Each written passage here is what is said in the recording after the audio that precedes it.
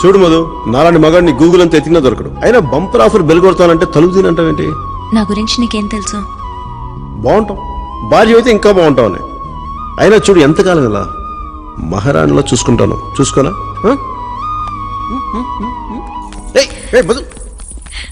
Highness తీసుకోండి. ఇవి భోజనానికి ముందు అతిథుల్ని ఆనిముత్యాలతో సత్కరించడం మా ఆచారం. అయ్యో ఈ ముత్యాలు నేనేం చేస్తా?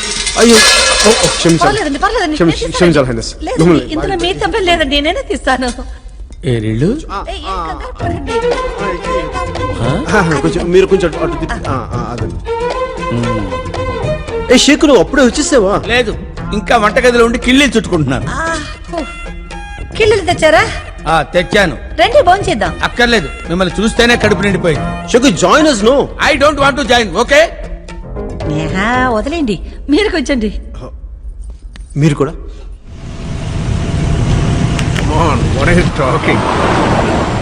అంత హిస్టరీ ఉన్న రతన్పూర్ ప్యాలెస్ మన హోటల్స్ గ్రూప్ కి ఇస్తామంటుంటే ఈ భైరో సైరన్లకి భయపడిపోతావా? No way. ఈ బిజినెస్ టైకూన్ రమేష్ తల్వార్తో పెట్టుకుంటే ఎవరైనా లేచిపోవాల్సిందే.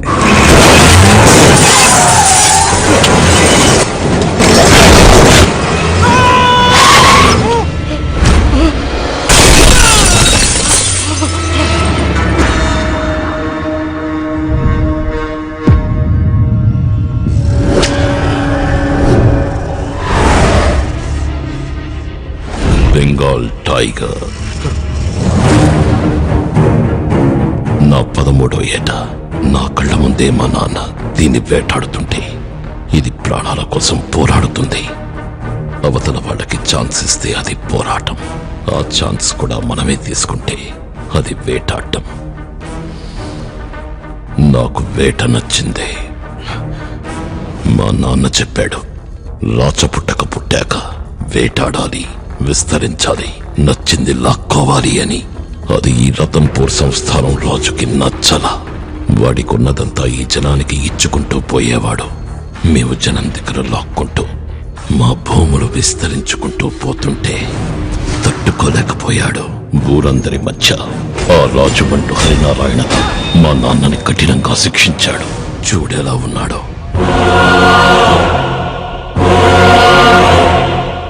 ఈయన హాస్పిటల్ బెడ్ మీద కోమాలో ఉంటే వాడు పెళ్ళంతో షికారుకెళ్తున్నాడు. చంపేయాలనుకున్నా. చిన్నపిల్లాన్ని కదా, షూట్ చేయడం చేత కాదా? ఆ చావు వార్త చెవులో చెప్పగానే మా నాన్న కోమాలోంచి బయటికొచ్చాడు. కానీ ఏం లాభం, జీవోత్సవంగా అయిపోయాడు. మాకు న్యాయం చేసిన ఆ కుటుంబానికి మీరు సాయం చేస్తారా? ఇప్పుడు ఆ ప్యాలెస్ ని హెరిటేజ్ హోటల్ చేస్తే ఆదాయం వస్తుందని ట్రై చేస్తున్నారు. నీ ముందిద్దరొచ్చారు, చెప్పా, వినలా, చంపా. ఇప్పుడు నువ్వొచ్చావు, ఏం చేద్దాం?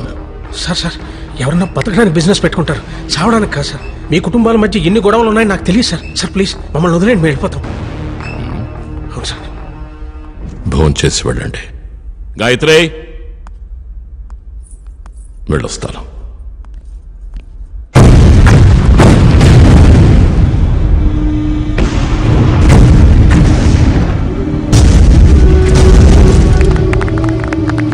సెక్టర్ 8 వర్క్ స్టార్ట్ అయింది సార్. గుడ్.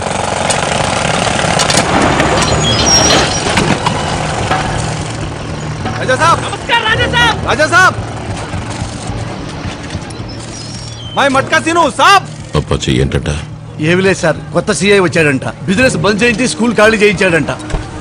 అప్పాజీ, సాబ్జీ, ఇలాంటి వీధి కుక్కల్ని నా దాకా రానివ్వకు. అర్థమైంది సాబ్జీ. పటానికి ఫోన్ చేసి చెప్తా. మీరు ఎక్కడ సాబ్జీ?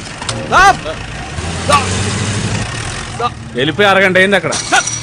ఆడు పట్టించుకోక ఈడు పట్టించుకోక ఏంట్రా మన పరిస్థితి? మన బతుకులు కుక్క బతుకులు అయిపోయినాయి. ఇలా పండైన క్రిమినల్ గుండైన ఇలాగే పేలిపోవాలి. అర్థమైందా? ఏంట్రా సాంబా, నీ సంగతి ఏంటి? నేను సీనియర్ గా సర్దార్, జూనియర్స్ కి హెల్పింగ్ చేస్తున్నాను. ఎక్కడా? నిన్నే. హే రాజన్, శృంగార వీరన్. ఏడ్చలే గానీ ఆడి కొంచెం హెల్పింగ్ నేచర్ ఎక్కువైపోయిందంట. ఆడి తలపైన గుమ్మడికాయ బెటరా, కాల్చిపోతుంది. వద్దు సర్దార్, గుమ్మడికాయ కన్నా గన్నే బెటర్. మీ దృష్టి అంతా టార్గెట్ మీద ఉండాలి. మాట వినట్లేదు సార్. ఏకల్ లెక్క పరుచుకొని గిలగల కొట్టేసుకుంటున్నా సార్. మంచిది, మీరు రెడీ చెప్పండి సార్.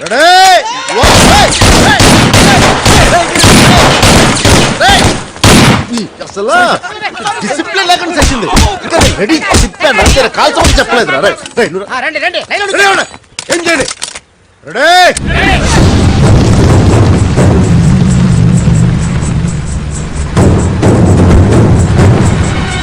One, two,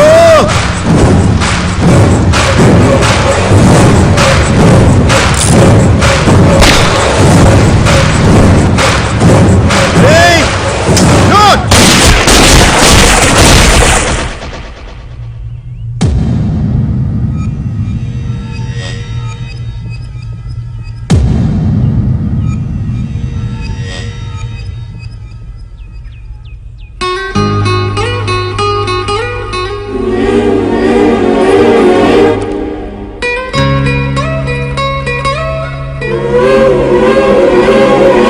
Hey!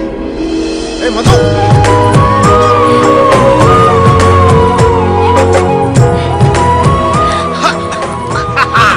దొరికింది దొంగ. ఏం దొంగ చూస్తున్నావు? కొన్ని డైరెక్ట్ చూసేస్తావు. చూసి నేను పిలుస్తాం. ఎవరిని పిలుస్తావు? హరినారాయణ గారు పిలు. ఎందుకు నేనే పిలుస్తాను. హరినారాయణ గారు, హరినారాయణ గారు. ప్లీజ్ తప్పైపోయింది. అమ్మాయి చూడండి నన్ను ఏం చేస్తుందో.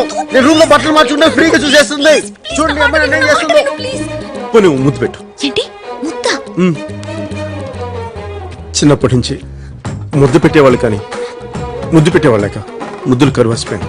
ఒక్క ముద్దు పెట్టవా ప్లీజ్? నేను పెట్టను. పోనీ నేను పెడతాను, కళ్ళు మూసుకో ప్లీజ్. ఒకటి లాగి పెట్టి కొడతాం.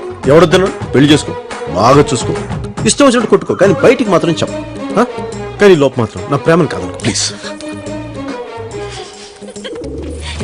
ఏ పిల్ల, నేనంటే నీకు ఇష్టం కదా?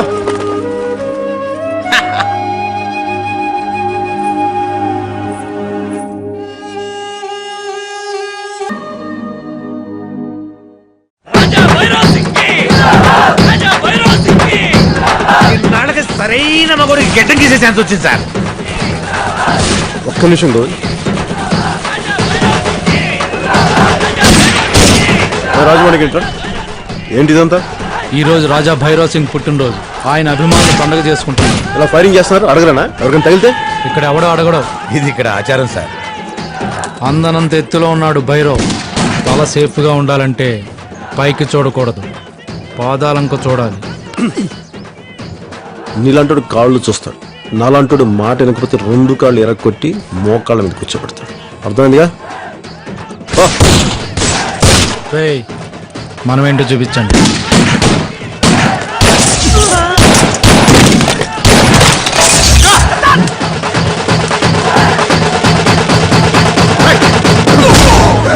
ఏంటి నకరాలు చేస్తున్నారా? తుపాకులు పెట్టండి. కొత్త పోలీసు అడివి కదా, ఇక్కడ రూల్స్ నీకు తెలిసి ఉండవు. మా గళ్ళకి లైసెన్స్ ఉండవు. మీరు వెంటనే ఇక్కడి నుంచి ఖాళీ చేయకపోతే కాల్చి పారేస్తానన్నారు. ఏం చేస్తావు? ఒక్కడివి నలుగురిని నాలుగు వైపుల నుంచి లేపుకుంటూ పోతే ఎంతమంది బొందలు పడుకుంటారు. అచ్చే ధీరు, పడండి.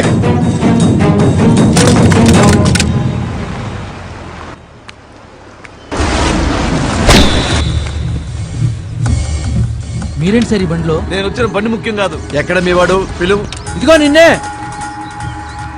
నమస్కారం అండి, నా పేరు అప్పాజీ అండి. ఆహా. నేను వస్తే భైరవ్ గారు వచ్చినట్టేనండి. మీరు ఊళ్ళోకి దిగ్గానే వచ్చి కలిస్తే బాగుండేదండి. మొన్న మట్కా సెంటర్ మూయించారు, ఇప్పుడు టౌన్ సెంటర్ నుంచి వెళ్లిపోమంటున్నారు. మిమ్మల్ని భైరవ్ గారు పిలిచేలోపు నేను కలుద్దామని వచ్చానండి. చూడండి, మైన్ అంటే నాది అని అర్థం కదండి. నా అనేదానికి ఏదడ్డొచ్చినా తవ్వాలి కదండి, మనుషుల్ని కూడా. రాజమాణిక్యం, ఇది పట్టుకోమ్మా. ఇంకోసారి ఇలాంటి పిచ్చి వాగుడు వాగితే నీ కాళ్ళు వాడి చేతిలో ఉండవు. అర్థమైందా?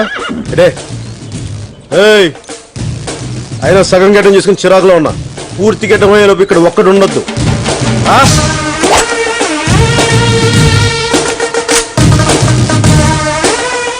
ఈ పోలీసు వాళ్ళు ఫ్రస్ట్రేషన్ లో ఉంటారు. పాపం వాడి కొంచెం ఎక్కువ ఉంటుంటుంది. పెళ్ళైందా? లేదంటండి.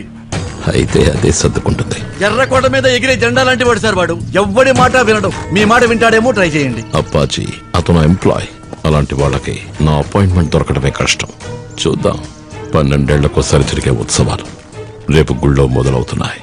బందోబస్తు వస్తాడుగా.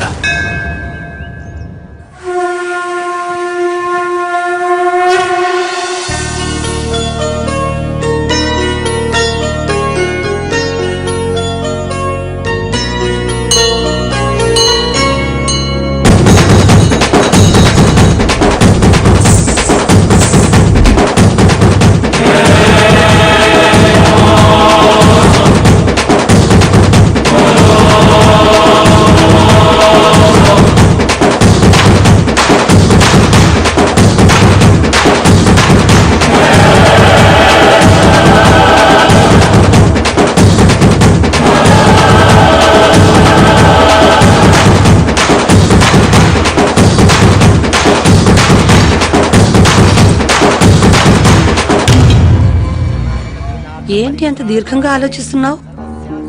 ఇంతకాలం నేను చెప్పకుండా దాచింది సర్దార్కి చెప్పబోతున్నాను. ఏమని?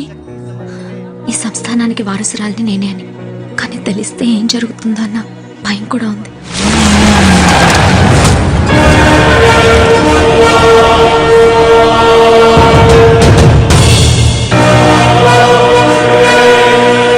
సాబ్జీ సర్దార్ గబ్బర్ సింగ్.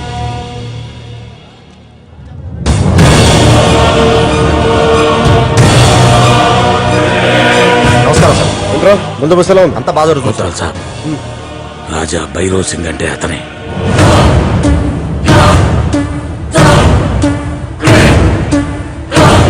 పిలుచుకురా. రాజా భైరవ్ సింగ్ గారు రమ్మంటున్నారు. ఏనాడు ఇలాంటి రంగుల రాట్లు ఏ జాతరలోనూ చూడలేదు రాజా. ఇంకా నయం, రాజాగారు చూడలేదు. నాకు ఇవ్వడానికి నీ దగ్గర మర్యాద లేకపోతే అడుగరా. తంతే టన్నుల కొద్దీ మర్యాద వస్తుంది. వచ్చిందా? వచ్చింది సార్. ఇప్పుడు మర్యాద అడుగు. కొత్వాల్ సాబ్, భైరవ్ సాబ్ మిమ్మల్ని రమ్మంటున్నారు. అది పద్ధతి.